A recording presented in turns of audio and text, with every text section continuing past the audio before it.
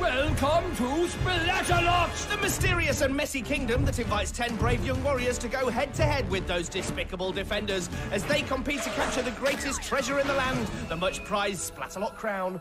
Ow! Ow! Can the defenders keep the castle safe from the attackers? Or will our young warriors overcome every hurdle and ultimately find a true champion to rule this messy kingdom? Who will tumble? Who will tilt? Who will teeter? And who will go splat? Hello, I'm Dick, he's Dom. And this is Splatalot, the tournament that's livelier than a rattlesnake at a rock concert, Cheekier than a chihuahua in a chip shop. and messier than a hippo in a mud bath. But don't let all that beastly nonsense fool you, because there's a serious problem facing this kingdom. Splatalot has no ruler. But fear not, we've come up with 3 spectacular challenges to test our crown-wearing candidates to the very core. Here's a little taster of what's coming your way. The Moat Challenge. 10 attackers will enter, but only the 6 fastest will survive. Reach the dungeon, which will reduce that number down to 4. And Capture the Crown, the final round where one attacker will claim the crown. Those challenges are very tough indeed. Well, we've only got 1 crown to give away, so we can't make it too easy for them. Yeah, any attacker thinking this will be a walk in the park is in for a pretty big surprise. Here's the Moat Challenge in more detail. The course is full of awkward obstacles. Once across the baffling barrels and piercing pellets, the attackers must make their way up the slippery slope. But look out for the Splatzuka. It's also guarding the rolling mace, which leads to the impossible incline. The beastly battle axes are next, followed by the Bridge of Disaster, which is protected by the Aqualizer. And finally, the debilitating disc stands between the attackers and the finish line. And if all that wasn't tough enough, we've also got the defenders to make things extra spicy. Let's meet the terrible trio on moat duty today. Fatal, the striking Viking who likes biking and hiking. Who's next? Kookaburra is my name and Splat's my game. He likes a laugh, unlike our bad-tempered, blue-eyed boy Thorn. Caution, all viewers. Parental discretion is advised. But the kids can watch. Brilliant. Down on the course, the defenders are just about in position and loading their splatty weapons. So let's meet our first attacker, Aristasia. I'm a ninja! If she were a true ninja, then she'd keep quiet about it. Well, she steps with ninja-like precision across the first 2 falls, but falls at the 3rd. I hear you're a poet. Bleh. Fatal is here to splatzuka you. Fatal, you're not a poet, and we all know it. We also know Aristasia won't ace the mace. She moves on to the incline, and doesn't ace that either. It's time to defend. Umbrella's down. Oh, looks like Aristasia's the one who needs a brolly. She struggles on the axes, and lemon sucker! Well, there was nothing ninja-like about that splat. Clumsy, noisy, and messy. Just how we like them. There you go, here's a nice shower for you. That umbrella could come in really handy now. Aristasia is nearly over the bridge, but no, she's down again. Aristasia tried to get the crown, but Thorn's so cool, he splatted her down. Boom! Yeah, I would keep working on it. Good advice, Kook. Battered sausage! Well, our poor little ninja poet has splatted at every single hurdle today. Poet down. But she's soon back up to finish in 8:18. Good for you. Now here's some goo. Here's Reece. I'm Reece and I rock. Reece rocks. Nathaki, and he lands like a rock on the barrels. Reece, I have a soft spot for singers. Don't let Fatal distract you, Reece. Nose goblin! Yes, Reece may rock, but now he's rolling off the mace. Reece, you're like a cute amphibian. Okay, let's turn this into a little leapfrog. There we go. Not exactly cute, though. Reece survives the water blast. Now, what about the axes? Oh, Pinky Master! I'm Thorn, and I'm the brawn around this castle. Well, Prawny Thorn, I'm sure our froggy friend Reece would have you for breakfast. Great defending. This guy's like a leapfrog. I can't help it. You blithering pig! And Reece hops for joy because he's finished in 5:22. Here's Liam. I am a dragon! Magic! Every castle needs a dragon. But this dragon's had his day, I'm afraid. Liam's fine, but can't get past the barrels and does not finish. I know crazy! Oh, this should be good, then. Drippy PA! Taylor's also crazy about photography. That was picture perfect, Taylor. She clears the mace and now heads down the incline. So far, so good. Coop decides it's slime time, but she's fine with that, too. Oh, and now the water blast has a go, but she survives and sees the funny side. Nothing funny about the axes, though. Croaky poke! Did anyone see that? Let's rewind that. Can we get a replay? Of course, Kook. We always enjoy seeing a good splat again. Taylor starts well, but she's out of step with her final step. And she finishes in 6:27, which could be good enough to see her through. Where'd the cheese go? I imagine Vane had something to do with it, Emily. Heady Bosh! Where did the splats go? Apparently, Emily can contort her body. I want you to do some contortion, okay? And I'll let you pass. An interesting offer from Kookaburra, but Emily decides to turn him down. She might regret that. Wet suitcase! Are those the kind of contortions you had in mind, Coop?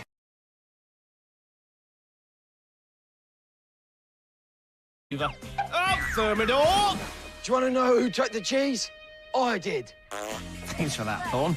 Now, what's Fatale doing? Not concentrating, that's what. Oh, but she still manages to splat Emily on the back. I think that was more luck than judgment.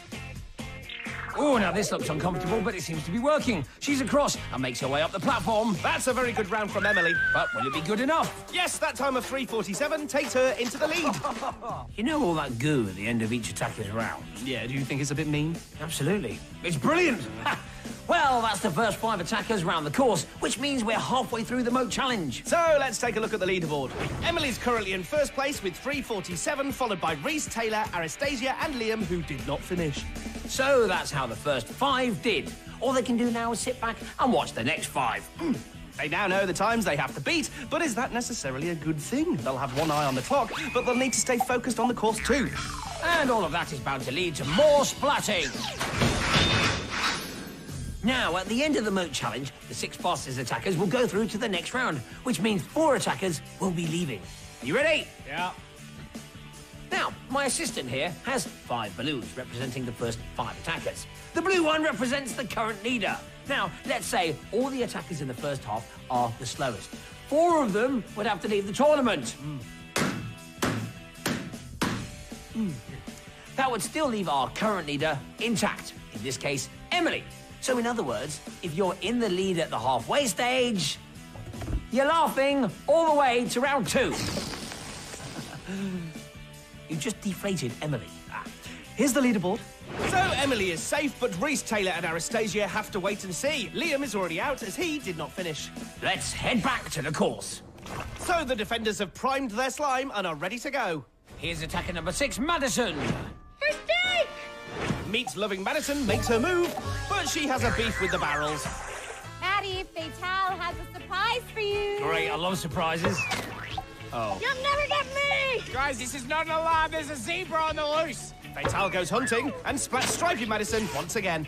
That spurs our young attacker into action, but the mace roll takes her down. Leave poor zebra alone. Down the incline, over Handy. Jump, zebra. Jump. Defender bender! Madison is certainly making an impact, mainly in the moat, though. Dishfoot! Dead, zebra, you're free. Well, despite some heavy splatting, Madison makes it over in 4:46. Here's Jack. Look out, defenders, because Jack's back. That's a winning smile, but can he win over the barrels? No. Jack went splat. Can you say that, Jack? Oh no, Fatale's rhyming again. Jack ignores her and he's over the incline. Oh, but the water blast gets him and he's down. You know, Jack, you said you're back. I mean, I don't think we've ever met, really, have we? Please shut up, Thorn. Salmonarch! He's back in the skillet. But with that time of 4:18, Jack will also be back in round 2. Oh, look what else is back, Jack. Is that a stump? Here's Tyler. Oh, it's an early bath, which turns into a long soak. Yes, he's fine, but Tyler decides the moat challenge is a challenge too far. Mother hens want to find me. Other hens, Rida. Tiddle push. That's how we get rid of ya, Rida. Rida leaves Fatale and the mace behind, then sits down for a chat with Kook. Welcome to Kook's Got Talent. Show me your talent, and I'll let you pass. Talent! She just didn't have the X Factor. Spangly tat! Maybe she's got the Eggs Factor instead. Mother hens want to splat you. Looks like Fatale wants to splat Rida too. Drizzle waps! Rida falls foul of the splat ball, but it's not the only thing that's foul around here. You failed so badly, but it looked like you were flying. When you get up there, you need to bolt, baby. You know, you're not supposed to give inside tips away. Oh! Fatale splats Kook. That's really ruffled his feathers. Rida's mother hens are pretty animated about it too. Not least because that time of 7:42 is good enough for now. Haters gonna hate. Now, Brayden's splat fact is that he sleeps with 9 pillows. Something tells me he won't find the moat challenge so cozy. Haters gonna hate. Splatter's gonna splat. Bring it on. He takes the mace roll on. Oh, he slips, but he survives. I'm not even going to defend. You're going to slip down there, I guarantee you. You gotta do better than that. So is Kook about to be proved right? Oh, hedgehog! Well, Brayden did end up in the moat, so all credit to Kook and his mind games. Haters gonna hate, and Thorn is going to Thorn. Good one. He's gonna fall. Oh! Oh, turkey trumpet! That one wasn't so hard for Thorn to predict, especially when Brayden let go of the rope. He won't mind, though, as that was the fastest time today. So, making it through the moat challenge, we have Brayden, Emily, Jack, Madison, Reece, and Taylor. Bad luck to hen-loving Rida, ninja poet Aristasia, sleeping dragon Liam, and stumpy splatter Tyler. They must head home, but our remaining 6 attackers have to stay, because it's time for Ditch the Dungeon. Yes, they're one step nearer to the majestic Splatalot crown, but steps usually lead to slips, slides, and splats. Well, that was a great way to end round 1. Is this the cue? Cue for what? For Coot's Got Talent, I've got an act that will knock his socks off. This is little Lionel. You name an attacker, and he will do the battle cry. Okay. Aristasia. I'm a ninja. Oh, Rida? Mother hens want to find me. Emily? Where did the cheese go? Oh, brilliant. Could you tell me what my battle cry would be? Let's see, I'm dumb and I'm scared of all the defenders. All right, little Lionel. What would Dick say? I'm Dick and I put bogies in Dom's tea when he's not looking. yes, clearly not working properly. Maybe I'll give the talent show a miss. Yes, right. Should we get back to the real talent? Here are the 6 attackers who've made it through to round 2. We have Brayden, Emily, Jack, Madison, Reece, and Taylor, who all need to ditch the dungeon. And this is how it's done. The attackers must escape from the stock market, then once over the slippery splat walk, they can start climbing the loathsome ladder. The defenders will be slowing them down at all times with a host of slimy weaponry, but those that make it to the top can claim a flag. Here's the thing. There aren't enough flags to go round. There are only 4, so that means 2 of the 6 attackers won't be making it to the final. It's almost like we don't want to let them through. Nothing gets past you, does it? Unlike our next lot, generally everything gets past the defenders. Here's who's on duty for round 2. Madiva, she never makes any sense, so lets her splats do all the talking. Vane, he always has an appetite for attackers. And finally, I'm Scab! Scab rule 311. Always have a trick. Up your sleeve. oh dear, told you he had an appetite. Down in the stock market, Brayden's in yellow, Emily's in pink, Jack's in blue and orange, Madison's in stripes, Reece is in green, and Taylor's in orange. The defenders are also in position. I can't say exactly what's going on in their minds, but I'm sure they're ready for some splatting. And they're off! The attackers escape from their stocks and soon break free through the gates. Brayden leads the way, and the rest form an orderly queue behind. Oh, but it doesn't take Brayden long to lose his footing, and down he goes! Vane opens up the froth buffer and dislodges Taylor. Madiva bowls a slime ball, and Brayden, who's only just back up, heads back down. Heads! Scabs plays with that. That was a spicy meatball. Can I eat that next time? Vane pretty much thinks about everything in terms of food. Oh, now what's this? Taylor almost splats Scab. But Madison leads a downward slide, and Taylor's in the sploosh. Scab splats Emily. And Brayden slips yet again. He's off back down to the splat walk. Madiva splats Emily. Diva keeping it real, child. That's right. Emily retaliates, but she can't reach the defenders. Madiva bowls again, and this time she splats Jack, who nudges Emily, and they're both in the soup. Diva is looking into her crystal ball. Oh, this'll be good. I see Jack. I see Madison. I see Taylor.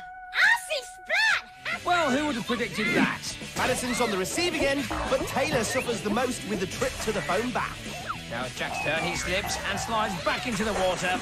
And there goes Emily once again. She must love it in there. Incoming! Pedal paddle! It's an all-out splat attack from the defenders. Taylor's off her feet. Jack slips to the splat walk with Brayden. And finally, Madison slides and splats. Right. Brayden loses his grip again. He slides, and then the splat walk sends him back to square one. Bring it in. And then you just bring it down. Punchy toad. Vane splats Madison. She takes out Reece, and then finishes in the frothy brew. One splat grenade. You're done. The defenders are in charge right now. Ring Tony! Gab splats Madison this time, and she collides with Emily and Taylor. Oh, and Jack slips again. None of the attackers can get a grip. More bowling practice for Madiva. Jack is once again the target, and he starts a Splatalot. Diva style, baby. Can Brayden make a comeback? No, just a slide back. Look out, Jack. Shot of the day. Oh, hippie finger! That's a direct splat from Scab, but this time Brayden bravely holds on. Not for long, though. Madiva gets him with yet another slime ball. She bowls again, and this time Jack and Taylor head south. A third bowl. And now it's Madison who plummets, producing another perfect pile-up. Can it get any worse for the attackers? It's the balls of doom. Yes, it can. Ball of doom! And not a single attacker is left standing on the loathsome ladder. Jack is the first to recover. But Vane sees the danger and slimes him back down. Brayden decides on an all-out sprint. So far, so good. Oh, but once again, the slippery surface is his undoing. Top slide on the splat walk, though. Jack also can't hold on, and he takes Reece along for the ride, who provides another superb slide. And here's Madison bouncing into the broth. Look out, Jack! Doom ball! Wow, Jack's gone head-to-head with the ball of doom, and I think the ball's won. It seems to single the poor lad out. I'm sure it was nothing personally. Emily might take this personally, though. Both Vane and Scab are splatting her. What's Medivh up to? She's left the top of the ladder unguarded. Surely the attackers can take advantage. Brayden's the first to try. He's nearly there, but no, he's hosed all the way back down into the slimy water. I got it under control. Taylor takes a steadier approach, but she's about to be overtaken by Jack, and he's the first to make it over. Hog sizzle! Well, that just about sums this round up. Even when the attackers win, they get splattered. But he's fine. Madison is also over, so we now have 2 finalists. Oh, Emily slips back down, but Taylor is up and over. The steady approach pays off, and she claims the 3rd flag. Brayden manages to recover. Reece is coming up from behind, but it's too late as Brayden becomes our 4th finalist. So that's it. Round 2 is complete. Time for these slides of shame. Emily is first, ensuring that her shamed nose doesn't get any water up it. And here comes Reece, who decides sliding shamefully has to be done sideways. That leaves us with our 4 flag-waving finalists. It's fair to say they're pretty pleased with themselves right now. So here's confirmation of the attackers who are in the final. Jack, Madison, Taylor and Brayden. Commiserations to our losers, but congratulations to our winners. Yes, they can rest for now, but they'll soon be competing again for the most treasured prize in the land. Of course, that prize comes at quite a price. And in the kingdom of Splatalot, everything is paid for in splats. Time now to take a look at our 4 finalists. We've cut out all the boring bits. For example, who wants to know that Brayden is a part-time astronaut and secret agent, or that Madison likes to relax wrestling crocodiles? No! This is all about the stat facts from the first 2 rounds. And for that, we need the Splat Stat hat. Put it on. Go! Taylor has finished 6th and 3rd so far. Madison has a better record with a 4th and 2nd place to her name. Brayden won the 1st round, but only just qualified in the 2nd, leaving Jack as our favourite. He has the best record, coming 3rd in the Moat Challenge and 1st in Ditch the Dungeon. So, Jack's our favourite, but that might just spur the other 3 on to do better. Here's a reminder of all 4. We have Brayden, Jack, Madison and Taylor. Those are the finalists. Now, here's the final course in slightly splattier detail.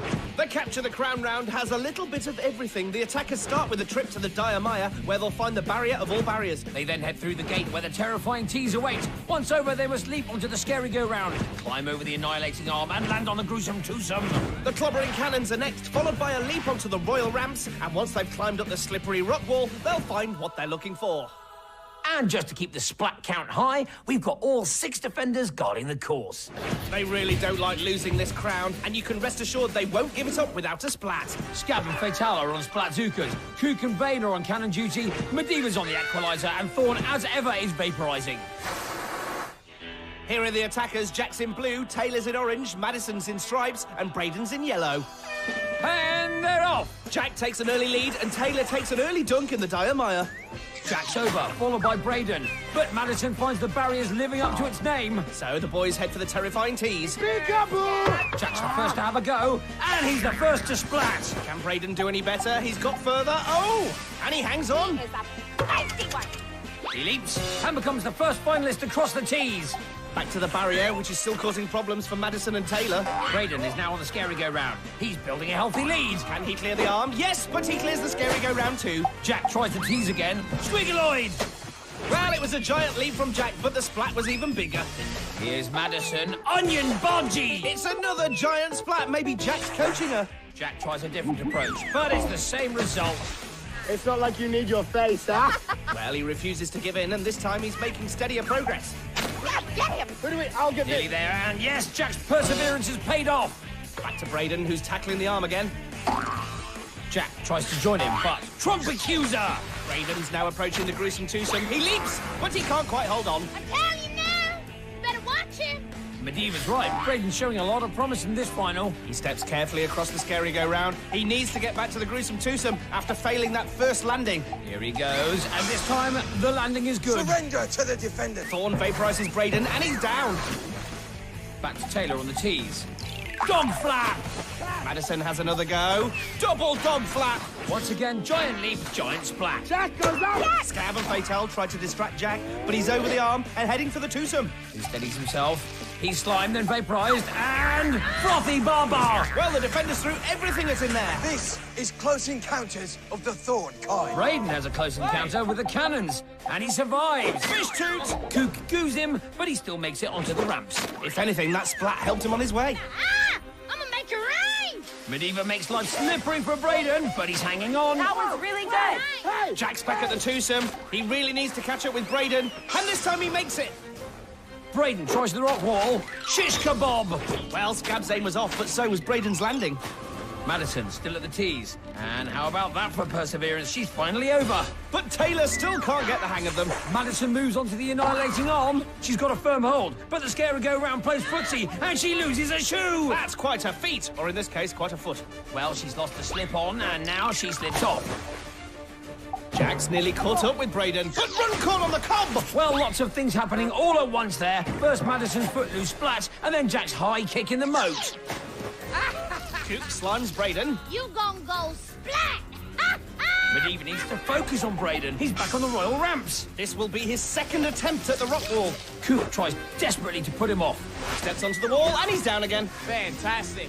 Jack now heads for the ramps and a chance at the wall, but he slips and budgie budget. Back to Taylor, and she's made it over the tees. Tremendous effort. Madison's cleared the arm, but can't make her landing. Collie wobble. Yes, the annihilating arm and the scary go-round are a pretty lethal combination. Brayden heads back to the ramps, and he's over. Taylor leaps, but slippery blimp!